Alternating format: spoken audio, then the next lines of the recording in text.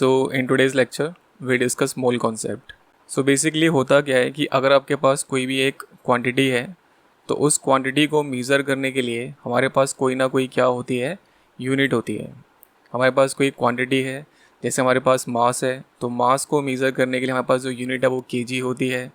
हमारे पास वॉल्यूम है तो वॉल्यूम को मेज़र करने के लिए हमारे पास लीटर्स होता है। इस तरीके से हमारे पास बहुत सारी यूनिट्स होती हैं बहुत सारी क्वांटिटीज़ को डिफाइन करने के लिए। सो व्हाट अबाउट एटम्स और मॉलिक्यूल, उनको भी तो मेज़र करना पड़ता है। तो उनकी मेज़रमेंट बताने के लिए क्या हुआ है, मोल कॉन्सेप्ट की डिस्कवरी करी गई है। तो एग्जाम्पल के लिए जैसे हमारे पास सोडियम है, सोडियम का अगर हम 23 ग्राम यूज़ करते हैं या 23 ग्राम को हम लोग स्टडी करते हैं तो ये जो 23 ग्राम सोडियम बना है वो किसी ना किसी कलेक्शन ऑफ एटम के थ्रू ही तो बना होगा। कुछ ना कुछ एटम्स तो होंगे ना हमारे पास जो मिलके क्या बनाते होंगे, जिनका वेट पूरा कितना होता होगा या मास कितना होता होगा, 23 ग्राम होता होगा। तो लाइकवाइज हमारे पास क्या है, वाटर है। तो वाटर का कितना ग्राम हम लोग स्टडी कर रहे हैं, 18 ग्राम स्टडी कर रहे हैं। तो ये जो 18 ग्राम ऑफ वाटर है ये भी तो किसी न किसी कलेक्शन ऑफ एटम्स के थ्रू क्या हुआ होगा, फॉर्म हुआ होगा। तो 23 ग्राम के अंदर कितने आइटम्स हैं या 18 ग्राम के अंदर कितने आइटम्स हैं, वो आइटम्स को जब कैलकुलेट किया गया तो नंबर कितना निकला, 6.022 इंटू में 10 की पावर 23। तो सोडियम के पास इतने आइटम्स होते हैं या वाटर के पास इतने क्या प्रेजेंट होते हैं, मॉलिक्यूल्स प्रेजेंट होते हैं। तो दिस कलेक्शन ऑफ एटम्स और molecule is known as Avogadro's number. Obviously scientist के ऑनर में इसका नाम रखा गया है, तो इसको हम लोग क्या कहते हैं, एवोगैड्रोज नंबर कहते हैं, एवोगैड्रोज नंबर। तो this Avogadro number makes up 1 mole. So 1 mole of anything will always contain 6.022 into 10 की power 23 particles. Now these particles can be atoms or these particles can be molecule. तो एक मोल के अंदर जो total collection होती है atoms की या मॉलिक्यूल की वो हमारे पास कितनी होती है, 6.022 10 की पावर 23। ये हमारे पास कलेक्शन ऑफ एटम्स होती है। तो सोडियम जिसका मास 23 ग्राम था कितने एटम्स कंटेन करेगा, 6.022 इंटू 10 की पावर 23 एटम्स क्या कर रहा होगा, वो कैरी कर रहा होगा। सेकंड हमने वाटर लिया था, तो वाटर के कितने ग्राम्स हम लोग स्टडी कर रहे थे, 18 ग्राम स्टडी कर रहे थे। तो 18 ग्राम के अंदर कितने मॉलिक्यूल्स प्रेजेंट होंगे वाटर के, 6.022 इंटू 10 की पावर 23 मॉलिक्यूल्स क्या होंगे, प्रेजेंट होंगे।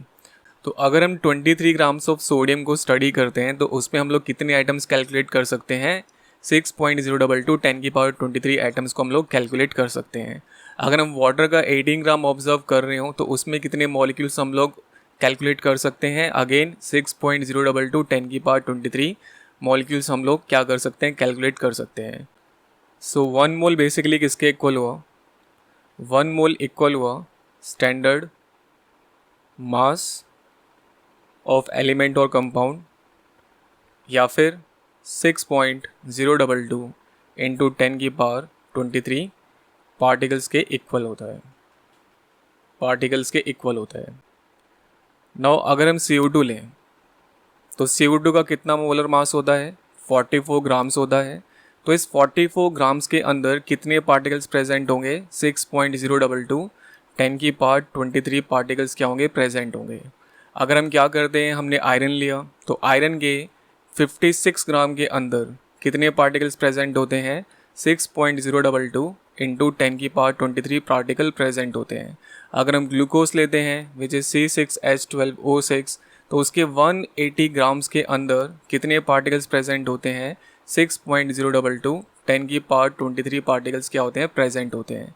सो इसका मीनिंग बेसिकली क्या है कि अगर हमारे पास 6.022 इंटू 10 की पावर 23 पार्टिकल्स होते हैं तो उनका जो मास होता है हमेशा वो एलिमेंट के या कंपाउंड के स्टैंडर्ड मास के इक्वल आता है, एलिमेंट या कंपाउंड के स्टैंडर्ड मास के इक्वल आता है। So we can say that कि जो 1 मोल होता है वो किसके इक्वल होता है, स्टैंडर्ड मास के इक्वल होता है, या फिर 6.022 10 की पावर 23 पार्टिकल्स के क्या होता है, इक्वल होता है। तो ये हमारे पास 1 मोल होता है। तो मोल बेसिकली वो क्वांटिटी है जिसमें हम लोग किसको मेज़र करते हैं, एटम्स को मेज़र करते हैं। मेज़रमेंट कितना निकला है, 6.022 10 की पावर 23 अगर पार्टिकल्स प्रेजेंट होते हैं, दैट मीन्स एटम्स या इतने मॉलिक्यूल्स आपके पास प्रेजेंट होते हैं तो वो उस एलिमेंट का या उस कंपाउंड का क्या होते हैं, 1 मोल का इक्विवेलेंट होते हैं। नाउ अगर हमारे पास 6.022 10⁻23 पार्टिकल्स होते हैं ऑफ एनीथिंग, तो हमने उसका कितना अमाउंट लिया है, 1 मोल लिया है। तो 1 मोल को हम लोग डिफाइन कर सकते हैं in terms of particle count and in terms of mass. Mass के टर्म्स में डिफाइन करते हैं तो स्टैंडर्ड मास जो हमारा होता है एलिमेंट का या कंपाउंड का, वो 1 मोल बनाता है। या फिर अगर आपके पास पार्टिकल काउंट 6.022 10⁻23 हो जाती है, तो ये पार्टिकल काउंट किसके इक्वल मानी जाती है, 1 मोल के इक्वल मानी जाती है। तो ये हमारे पास होता है मोल कॉन्सेप्ट। नाउ मोल को डिफाइन करने के लिए हमारे पास टोटल 3 फॉर्मूलेज होते हैं, वो तीनों फॉर्मूले हम लोग देखते हैं। तो मोल को हम लोग स्मॉल n से दिखाते हैं और इसके 3 फॉर्मूले होते हैं। फर्स्ट फॉर्मूला होता है गिवन मास, जिसका डिवाइड आपको किससे करना है, मोलर मास से करना है।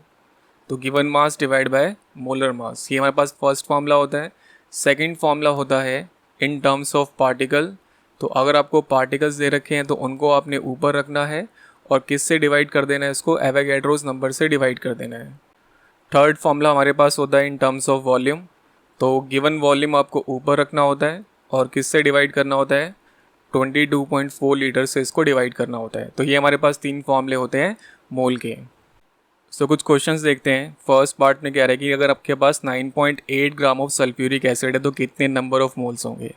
अब 9.8 ग्राम जो आपको गिवन है वो मास गिवन है, तो इसका मतलब फॉर्मूला कौन सा लगाएंगे हम लोग, given mass upon molar mass का फॉर्मूला लगाएंगे। H2SO4 का मोलर मास कैलकुलेट करेंगे तो 98 ग्राम्स निकलता है। Given mass is 9.8 and molar mass कितना हो गया, 98। जस्ट हमें फॉर्मूले में डाल के वैल्यू सॉल्व करनी है। तो फॉर्मूला हमारे पास क्या है, गिवन मास के डिवाइड में क्या जाएगा, मोलर मास जाएगा। तो गिवन मास कितना है हमारे पास 9.8, मोलर मास कितना होता है 98। इसको हम सॉल्व करेंगे तो कितना आंसर आ जाएगा, 0.1। सेकेंड वाले क्वेश्चन में कहता है कि अगर आपके पास 3.011 10⁻23 मॉलिक्यूल्स हैं तो आपको क्या करना है, मोल्स निकालने के लिए मॉलिक्यूल वाला फॉर्मूला लगाना है, मतलब पार्टिकल्स वाला फॉर्मूला अप्लाई करना है। तो number of moles will be equal to given particles, इसका डिवाइड हम किससे कर रहे हैं, एवोगैड्रोस नंबर से कर रहे हैं। तो गिवन पार्टिकल्स कितने हैं, 3.011 इंटू 10⁻23 और एवोगैड्रोस नंबर कितना होता है 6.022 इंटू 10⁻23। इसे हम कैलकुलेट कर लेंगे तो हमारा आंसर कितना निकलेगा, 0.5 निकलेगा। थर्ड पार्ट में कह रहा है कि अगर हमारे पास 11.2 लीटर्स ऑफ CO2 है, मतलब ये 11.2 लीटर्स आपको क्या गिवन है, वॉल्यूम गिवन है, तो आप वॉल्यूम वाला फॉर्मूला लगाएंगे। तो मोल्स किसके इक्वल हो जाएंगे, given volume divide by 22.4 litres. तो गिवन वॉल्यूम हमारे पास कितना है 11.2 लीटर्स का डिवाइड किससे करना है 22.4 लीटर से। इसे अगर हम लोग कैलकुलेट करेंगे तो हमारा आंसर कितना निकलेगा, 0.5 निकलेगा। तो क्वेश्चन बहुत स्ट्रेट फॉरवर्ड होते हैं, या तो आपको मोल पूछेगा तो आपको मास दे देगा, या पार्टिकल्स की काउंट दे देगा, या वॉल्यूम की काउंट आपको बता देगा कि वॉल्यूम कितना है आपके पास, या फिर आपको वो क्या दे सकता है, मोल्स की वैल्यू दे सकता है कि यहाँ पे मोल दे दिए और मास की वैल्यू आपसे पूछ ली, या यहाँ मोल दिए और आपसे पार्टिकल्स काउंट करवा लिए, या यहाँ मोल दिए और आपसे वॉल्यूम काउंट करवा लिया। तो सिंपल फार्मूला बेस्ड क्वेश्चन होते हैं, बहुत आसानी से ये सॉल्व हो सकते हैं। नेक्स्ट क्वेश्चन में उसने हमें वॉल्यूम दे रखा है 44.8 लीटर्स ऑफ ऑक्सीजन गैस, और हमसे किसकी डिमांड कर रहा है, कितने मॉलिक्यूल्स वो गैस कैरी कर रही होगी आपको वो बताना है। तो आपको मॉलिक्यूल्स पूछे हैं और वॉल्यूम दे रखा है, तो मोल कैलकुलेट करने के हमारे पास 3 फॉर्मूले हैं। तीनों फॉर्मूले मोल को ही कैलकुलेट करते हैं। तो तीनों फॉर्मूलेस क्या हैं, आपस में इक्वल हैं। जो रिलेशन उसने पूछा है वो 2 फॉर्मूले आपस में इक्वल करके आप सॉल्व करें, आपका आंसर आ जाएगा। तो हमसे उसने मॉलिक्यूल्स पूछे हैं और वॉल्यूम दे रखा है, तो फॉर्मूला हम क्या लगाएंगे, given molecules divide by Avogadro's number is equal to given volume divide by 22.4 litres.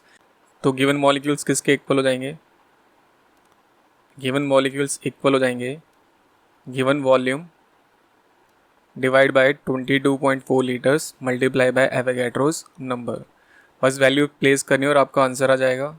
तो गिवन मॉलिक्यूल्स कितने हो जाएंगे, given molecules will be equal to, given volume था 44.8 लीटर्स का डिवीजन है 22.4 के साथ और मल्टीप्लिकेशन है एवोगैड्रोस नंबर के साथ 6.022 10⁻23।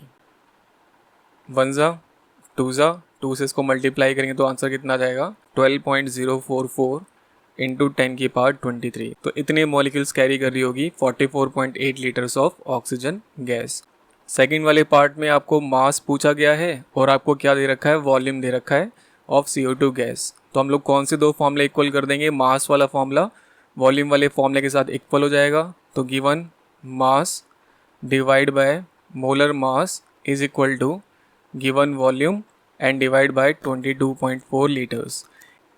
तो गिवन मास किसके इक्वल हो जाएगा, गिवन मास इक्वल हो जाएगा given volume divide by 22.4 multiply by molar mass. तो गिवन वॉल्यूम कितना है हमारे पास 2240 ml है, तो आपको उसको 1000 से डिवाइड करना पड़ेगा ताकि वो लीटर्स में कन्वर्ट हो, क्योंकि नीचे 22.4 किस में होता है, लीटर्स में होता है। और मल्टीप्लाई किससे करना है, मोलर मास। तो CO2 गैस का मोलर मास सबको पता होगा कितना होता है, 44 ग्राम्स होता है। इस पूरे पार्ट को जब हम सॉल्व करेंगे तो हमारा आंसर कितना निकलेगा, 4.4 ग्राम्स निकलेगा। तो ऐसे हम लोग मोल कॉन्सेप्ट के क्वेश्चंस सॉल्व करते हैं। So that's our app guys, and if you find this video helpful, please subscribe to this channel. Thanks.